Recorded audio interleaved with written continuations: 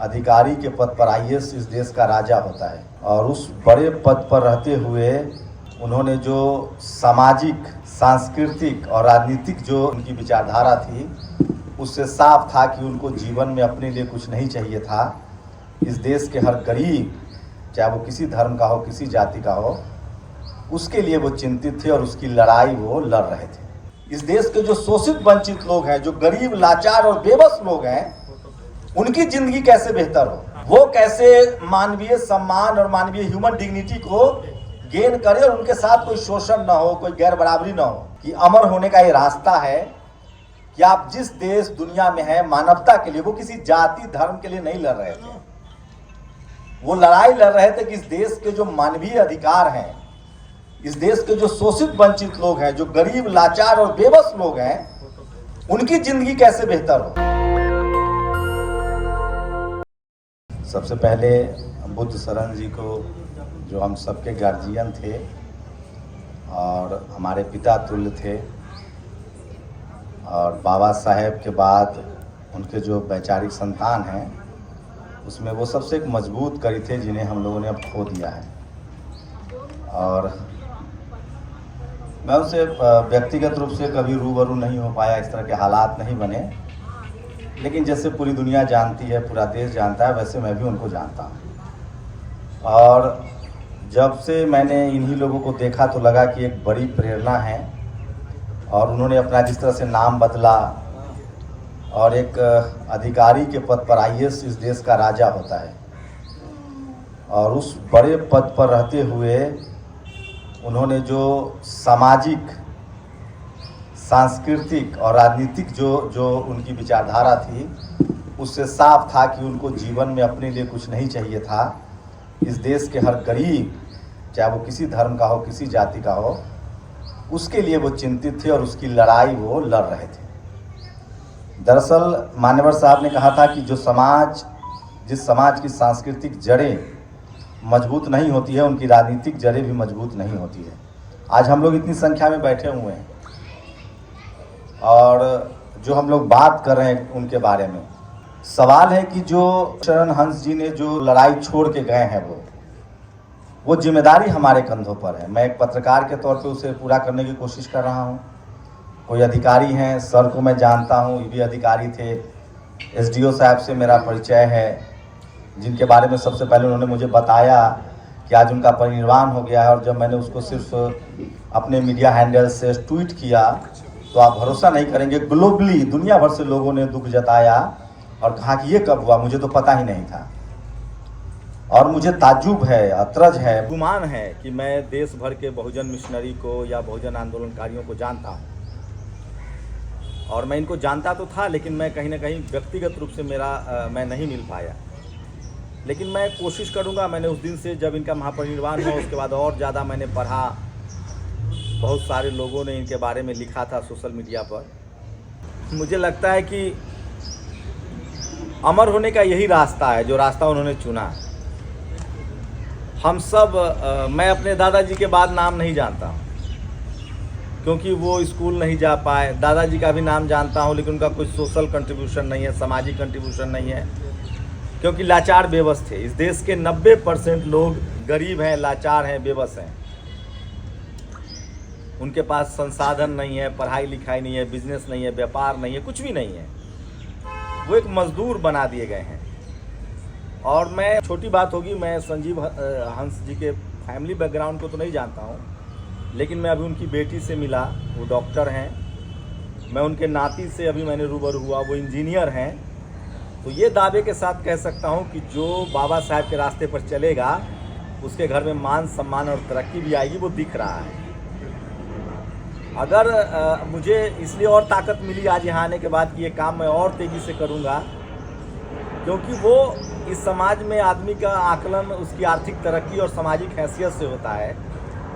तो जैसे लोगों ने बताया कि उनकी जो बैकग्राउंड था, उनका जो फैमिली बैकग्राउंड था, वो बहुत पीजेंट फैमिली से आए थे। बहुत जो अमूमन इस देश के जो लोग हैं वो उसी तरह के हालात में पले बढ़ते हैं जो शोषित वंचित समाज से हैं। लेकिन उसके बाद जो उनकी जो ज़िंदगी है, मुझे लगता है कि शायद यही अमरत्व है और यही 7 जन्म नहीं, ये हज़ारों जन्म के बराबर है क्योंकि शायद अब जो सोशल मीडिया का दौर है और हर घर में वो पहुंच गए हैं, तो उनको कोई भुला नहीं सकता है।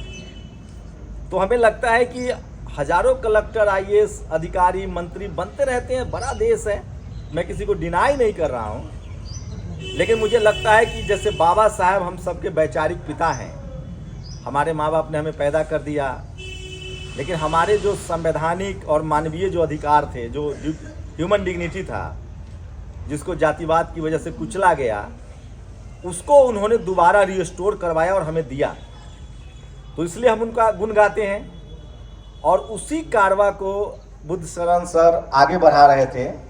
तो मुझे लगता है कि अमरत्व यही है, और ये जो नारों में जो है कि अब इन्हीं के नाम के साथ लगेगा कि बुद्ध शरण सर अमर रहें, तो मुझे लगता है ये अमरत्व है। और इस रास्ते पर जो भी चलेगा, मैं इसलिए वीडियो रिकॉर्ड कर रहा हूँ कि ये बात दुनिया तक पहुँचे कि अमर होने का ये रास्ता है कि आप जिस देश दुनिया में हैं, मानवता के लिए, वो किसी जाति धर्म के लिए नहीं लड़ रहे थे, वो लड़ाई लड़ रहे थे कि इस देश के जो मानवीय अधिकार हैं, इस देश के जो शोषित वंचित लोग हैं, जो गरीब, लाचार और बेबस लोग हैं, उनकी जिंदगी कैसे बेहतर हो, वो कैसे मानवीय सम्मान और मानवीय ह्यूमन डिग्निटी को गेन करे और उनके साथ कोई शोषण ना हो, कोई गैर बराबरी ना हो। और ये तो प्रेरणा की बात है कि जरूरी नहीं है कि कोई आईएएस है तो उनके घर में इतने सफल लोग हों। तो क्या आपके पिता बहुत सख्त थे पढ़ाई लिखाई के प्रति? मुझे लगता है नहीं होंगे। जो फुले पेरियार अम्बेडकर की विचारधारा मानता हो, बाबा साहब की विचारधारा मानता हो, वो मानवीय दृष्टिकोण से कितने भरे होंगे, और उनकी जो नस्लें हैं वो जिस तरह से उनको नमन कर रही है, याद कर रही है, उनके नाती इमोशनल हो रहे हैं, उनकी बिटिया बैठी हुई है, बड़ी डॉक्टर हैं, तो इसका मतलब है कि इस रास्ते पर चलने से नुकसान तो नहीं है। यही बात है ना। तो ये बात देश को मैसेज जाना चाहिए कि जो सर ने लड़ाई शुरू की थी और वो लड़ाई लंबी चलेगी, क्योंकि ये लड़ाई संवैधानिक अधिकारों की है, मानवीय गरिमा की है, सांस्कृतिक लड़ाई है, सामाजिक चेतना की लड़ाई है। और हम लोग जितने लोग यहाँ बैठे हुए हैं वो सब जगे हुए लोग हैं, सजग लोग हैं, और हम लोग की नैतिक जिम्मेदारी है। और दुनिया भर में वैसे लोग जो अमृत को प्राप्त हुए हैं, क्योंकि मरना तो सबको है, ये नियति का सत्य है, कोई जिंदा नहीं रहने। अब तक की जो रिसर्च है, आगे हो सकता है 10-20 साल में कोई ऐसा साइंटिफिक चीज़ें आ जाए कि लोग न मरे, हो सकता है, विज्ञान बहुत आगे जा रहा है, लेकिन अभी तक जो स्थिति है उसमें मरना सबको है। तो क्यों ना कुछ ऐसा काम किया जाए कि गांव, समाज, देश हम पर फख्र करे और वो हमको अपना पिता समझे। जैसे अभी वकील साहिबा कह के गई, उससे पहले हेमा जी कह के गई कि वो मेरे पिता तुल्य थे, तो इससे बड़ी कमाई क्या होगी। तो मैं तो यहाँ के यही समझा हूँ कि मुझे जो कई बार जो डिप्रेशन होता है, कई बार बहुत तरह के इंफीरियरिटी कम्प्लेक्स होता है, डर पैदा होता है कि संवैधानिक विचारधारा, सामाजिक विचारधारा पर आप जब चलते हैं तो बहुत सारे अवरोध हैं, लेकिन यहाँ आने के बाद लगता है कि नहीं, ये तो जिंदगी का सबसे बेहतर मार्ग है, इंसानियत का मार्ग है, और उस पर वो चलें और वो अमर हुए हैं। तो मुझे लगता है कि मेरे हिसाब से जो मैं पढ़ पाया हूँ वो गरीबी से आए, बाबा साहब के बताए रास्ते पर चलें, बुद्ध के बीच रास्ते पर चलें, और उन्होंने अपना जीवन सफल किया, आईएएस बने। इस देश में उससे बड़ा सफलता का क्या पैरामीटर है सार्वजनिक जीवन में? आईएएस बने। उसके बाद जब मैं उनके फैमिली बैकग्राउंड को देखता हूं तो लगता है कि उन्होंने अपने परिवार की जिम्मेदारियों को पूरी तरह से पाला, मतलब उसका निर्वहन किया। और उससे भी बड़ी बात, कुछ उनके बच्चों की हो सकती है शिकायत हो कि टाइम नहीं देते होंगे, चाहिए सब, लेकिन जो सामाजिक कंट्रीब्यूशन है, सोशल कंट्रीब्यूशन है, और जिस तरह से पूरे देश में उनको जाना जा रहा है। और मैंने सुना है कि 8 जनवरी को एक बड़ा आयोजन होगा, और आप भी डॉक्टर हैं, उनके बेटे हैं, तो बताइए, ऐसे दीर्घायु, ये तो अमर हैं। तो ये सर अमर हो गए हैं, अमर हैं, अमर रहेंगे, और पूरा समाज, पूरा देश, पूरा मानवीय दृष्टिकोण रखने वाले, अगर हमारे पास बड़े मीडिया प्लेटफॉर्म्स होते तो हम आज इसको ग्लोबली प्रचार प्रसार कर पाते। तो ये वो अमृत को प्राप्त हुए हैं, इसलिए हम लोग को उनसे प्रेरणा लेनी है, उनके रास्ते को आगे बढ़ाना है, आगे चलना है। और उनकी जो इच्छाएं होंगी, उनकी जो कुछ कामनाएं होंगी, जो उनके परिवार के लोग भी आगे बढ़ाएंगे, और सामाजिक रूप से हम भी उनको आगे हम लोग को बढ़ाने की जिम्मेदारी है। और आखिरी में मैं यही कहूँगा कि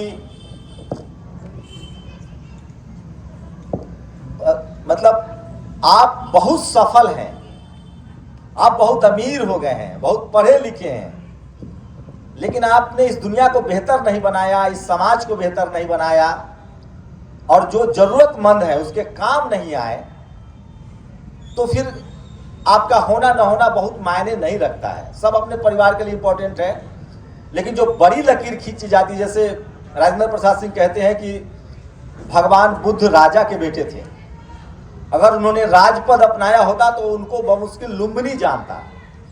उन्होंने धम्म पद अपनाया, जब मानवता के कल्याण का रास्ता अपनाया, तो आज पूरी दुनिया जानती है 2500 साल पहले आए, और पता नहीं अब सदी दर सदी वो जब तक पृथ्वी रहेगी वो रहेंगे। और मुझे लगता है कि हंस साहब ने उसी रास्ते को चुना, और वो जब तक अब ये समाज है, हम लोग हैं, दुनिया है, वो उनको लोग याद करेंगे। और यही जो नाम रह जाता है, यही जो आपका काम रह जाता है, और ये आता है सिर्फ सामाजिक कंट्रीब्यूशन से, सोशल कंट्रीब्यूशन से, तो समाज को उन पर गर्व है, फक्र है, उनके परिवार को भी शायद उन पर गर्व और फक्र होना चाहिए। तो मेरे पास और कुछ है नहीं सब इन शब्दों के अलावा, और बल मिला है, ताकत मिली है कि जो मैं काम कर रहा हूँ उसको और आगे बढ़ाऊँगा, ताकि कल लोग सोशल कंट्रीब्यूशन पे याद रखें। तो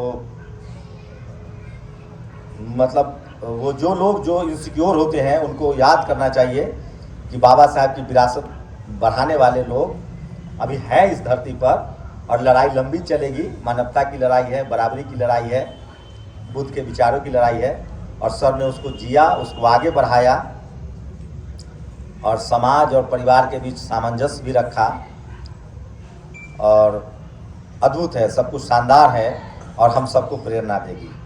जय भीम, नमो बुद्धाय, जय संविधान, जय भारत।